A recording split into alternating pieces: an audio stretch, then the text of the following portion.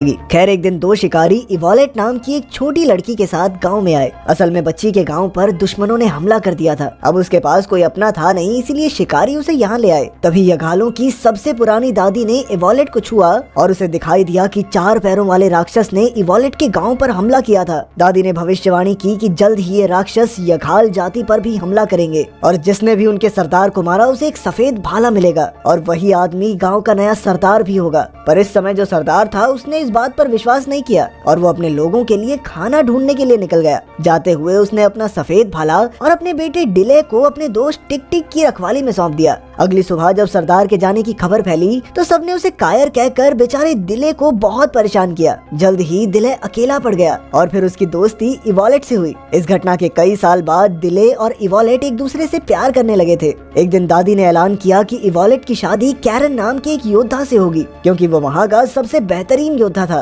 खैर बाद में इवॉलेट ने दिले से भाग चलने को कहा, लेकिन वो वहीं रुककर अपने लोगों की रक्षा करना चाहता था। तभी अचानक बाकू नाम के एक लड़के ने खबर दी कि बहुत सारे मैमथ आ रहे हैं और सभी लोग तुरंत शिकार के लिए तैयार हो गए। काफी संघर्ष के बाद उन्होंने एक मैमथ को पकड़ लिया, पर अचानक वो भाग निकला। दिले तुरंत ही उसके पीछे दौड़ा और मैमथ एकदम दिले पर हमला करने के लिए आगे बढ़ा, लेकिन इत्तेफाक से वो जमीन पर गड़े हुए भाले से टकराकर वहीं ढेर हो गया। थोड़ी देर बाद सभी शिकारी दौड़कर आए और सबको लगा कि दिले ने उसका शिकार किया है। आखिरकार दादी ने उसे सफेद भाला देकर गांव का नया सरदार बना दिया। चारों ओर जश्न मनाया जा रहा था, लेकिन दिले खुश नहीं था, क्योंकि अंदर ही अंदर वो जानता था कि उसने मैमथ का शिकार नहीं किया। आखिरकार उसने सच टिक टिक को बताया तो उसने कहा कि झूठ के बलबूते पर सफेद भाला लेना ठीक नहीं है। तब दिले ने टिक टिक को भाला दिया और ये बात जाकर इवॉलेट को बताई, मगर वो तो उससे नाराज होकर चली गई। अगली सुबह दादी की भविष्यवाणी सच हो गई और गांव पर कुछ घुड़सवारों ने हमला कर दिया। चारों ओर कोहराम मच गया, क्योंकि वो काफी लोगों को गुलाम बनाकर ले जा रहे थे। अचानक दुश्मनों के सरदार वॉरलॉर्ड की नजर इवॉलेट पर पड़ी और उसने तुरंत ही इवॉलेट को अगवा कर लिया। जब दिले को इसकी खबर मिली तो वो सबको बचाने के लिए दौड़ा, पर टिक टिक ने उसे रोक लिया, क्योंकि वो किसी भी तरह से इन दुश्मनों का मुकाबला करने के काबिल नहीं था। बदकिस्मती से दिले को अपनी आंखों के सामने गांव को तबाह होते देखना पड़ा। जब उसे पता चला कि वो लुटेरे इवॉलेट को भी अपने साथ ले गए हैं तो उसका दिल चकनाचूर हो गया। खैर दुश्मनों के जाने के बाद टिक टिक, कैरन और दिले ने एकजुट होकर अपने साथियों को रिहा करवाने का फैसला किया। बाकू भी उनके साथ शामिल हो गया, क्योंकि वो भी अपनी माँ की मौत का बदला लेना चाहता था। जल्द ही वो अपने मिशन पर निकल पड़े, जहाँ रास्ते में उन्हें इवॉलेट के नेकलेस के टुकड़े मिले, जिससे वो समझ गए कि वो बिल्कुल सही रास्ते पर हैं। चलते चलते वो एक घने जंगल में पहुँचे जो खतरनाक जानवरों से भरा हुआ था। उनके दुश्मन भी इसी जंगल में फंसे हुए थे और अचानक एक खूंखार पक्षी ने दुश्मन राक्षस पर हमला कर दिया। तब दिले छिपते छिपाते उनके अड्डे तक आ पहुंचा। उसने देखा कि वन आय नाम का एक राक्षस इवॉलेट का नाजायज फायदा उठाने की कोशिश कर रहा था, तो उसने तुरंत ही राक्षस पर वार करके उसे बेहोश कर दिया। फिर उसने इवॉलेट को आजाद किया और जंगल की ओर भागा, जहां वो अपने साथियों से मिला। पर बदकिस्मती से कुछ राक्षसों को उनके वहां होने की भनक लग गई और उन्होंने कैरन को पकड़ लिया। तभी खूंखार पक्षी भी उनके पीछे पड़ गए और इसी भगदड़ में टिक टिक बुरी तरह जख्मी हो गया। तब दिले पक्षियों को अपने पीछे लगाकर जंगल के बीचों बीच ले आया और उसने एक एक करके उन्हें मार डाला। पर जब तक वो अपने साथियों के पास लौटा तब तक दुश्मनों ने बाकू और इवॉलेट को बंदी बना लिया था। अब दिले ने जख्मी टिक टिक को उठाने के लिए लकड़ी का फट्टा बनाया और निकल पड़ा। रात को उसने टिक टिक के जख्मों पर मरहम लगाई और उसे हौसला दिया कि सब कुछ ठीक हो जाएगा। फिर बाद में जब दिले खाना ढूंढने गया तो अचानक वो एक गड्ढे में गिरकर बेहोश हो गया। जल्द ही जोरदार बारिश शुरू हो गई और गड्ढा पानी से भरने लगा। अचानक एक खतरनाक दहाड़ सुनकर दिले की आंख खुली और उसके सामने एक बेहद खूंखार और भूखा शेर था। उसे देखकर दिले डर के मारे सहम गया, पर जल्द ही उसे एहसास हुआ कि ये शेर तो बंधा हुआ था और उसकी मदद चाहता था। फिर दिले डरते डरते आगे बढ़ा और उसने शेर को रिहा कर दिया।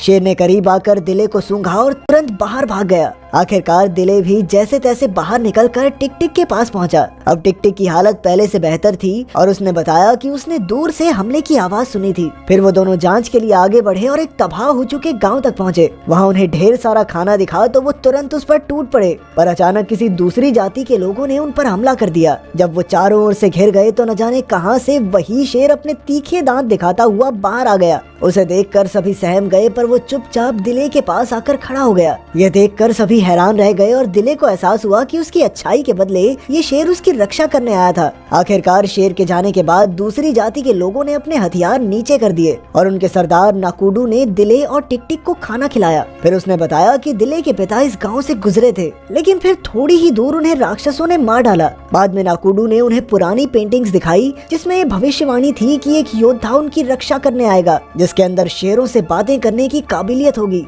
उनके हिसाब से तो ये साफ हो चुका था कि ये आदमी दिले ही है। इसीलिए नाकुडू ने सभी जातियों को संदेश भिजवा दिया, क्योंकि अब वो सबके साथ मिलकर दुश्मन राक्षसों पर हमला करना चाहता था। पर अगले दिन उनके आदमियों ने लौटकर खबर दी कि राक्षसों ने लगभग सभी जातियों पर हमला करके सारे गांव तबाह कर दिए हैं, लेकिन वहाँ पर बचे खुचे लोग उनका साथ देने के लिए पूरी तरह तैयार हैं। फिर नाकुडू ने बताया कि राक्षसों ने यहाँ भी हमला किया था। उन्होंने नाकुडू की पत्नी को मार डाला और उसके बेटे को उठाकर ले गए। आखिरकार नाकुडू ने अपनी सेना इकट्ठी की और हथियारों के साथ गांव से निकल पड़ा। जल्द ही बाकी जातियों की सेना भी उनके साथ शामिल हो गई और वो सब दुश्मन राक्षसों पर हमला करने के लिए चल पड़े। काफी मुश्किल सफर के बाद उनकी सेना एक नदी के पास पहुंची, जहां उन्होंने देखा कि उनके सैकड़ों साथियों को गुलाम बनाकर कश्तियों में ले जाया जा रहा था। इनमें वॉयलेट, कैरन और बाकू भी शामिल थे। उन्हें देखकर दिले का जोश और बढ़ गया, पर उनकी सेना नदी में कश्तियों का पीछा नहीं कर सकती थी। इसीलिए दिले ने रेगिस्तान के रास्ते जाने का फैसला किया। पर बदकिस्मती से कई दिन चलते रहने के बाद उन्हें एहसास हुआ कि वो रास्ता भटक गए थे।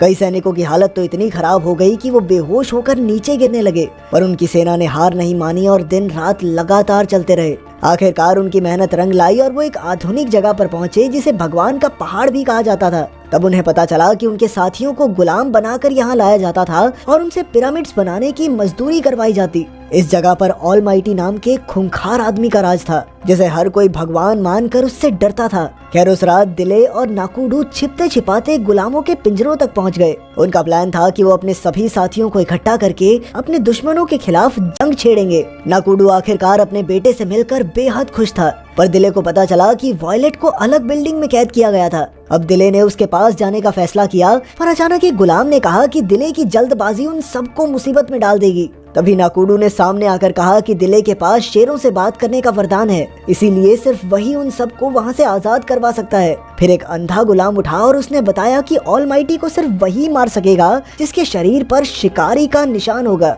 तभी अचानक उन्हें गार्ड्स के आने की आवाज सुनाई दी, तो नाकुडू और दिले वहाँ से भाग निकले। पर जल्द ही गार्ड्स उनके पीछे रेगिस्तान तक आ पहुँचे, मगर ऐन वक्त पर टिक-टिक ने आकर सभी गार्ड्स को मौत के घाट उतार दिया। लेकिन आखिर में वो एक गहरी चोट की वजह से खुद भी मर गया। उधर रात को वॉरलॉर्ड ने इवॉलेट का फायदा उठाने की कोशिश की, पर तभी ऑलमाइटी के गार्ड्स ने उसे गिरफ्तार कर लिया, क्योंकि उसने बिना इजाजत के किसी गुलाम पर हक जमाया था। अचानक एक पंडित ने इवॉलेट के हाथ के घाव देखे तो उसके हाथ पर शिकारी का निशान था। वो देखते ही उस पुरोहित के होश उड़ गए। उधर दिले टिक-टिक के मौत के सपने से बाहर आया और उसने सफेद भाला लेकर अपनी जिम्मेदारी संभाली। फिर उसने बचे हुए साथियों को इकट्ठा करके सेना बनाई और शहर की ओर चल पड़ा। अगली सुबह उसके साथी गुलामों के साथ मिल गए और हमले की तैयारी करने लगे। दिले कैरन से मिला और उन्होंने आगे का प्लान बनाया और प्लान के मुताबिक उन्होंने विशालकाय मैमथ्स को रिहा कर दिया। ऐसा करते ही चारों ओर अफरा तफरी मच गई और फिर तुरंत ही दिले की सेना ने दुश्मनों पर हमला बोल दिया। इसमें कई गार्ड्स मारे गए और दिले की सेना से भी कैरन और कुछ साथियों की मौत हो गई। तभी अचानक ऑलमाइटी सबके सामने आया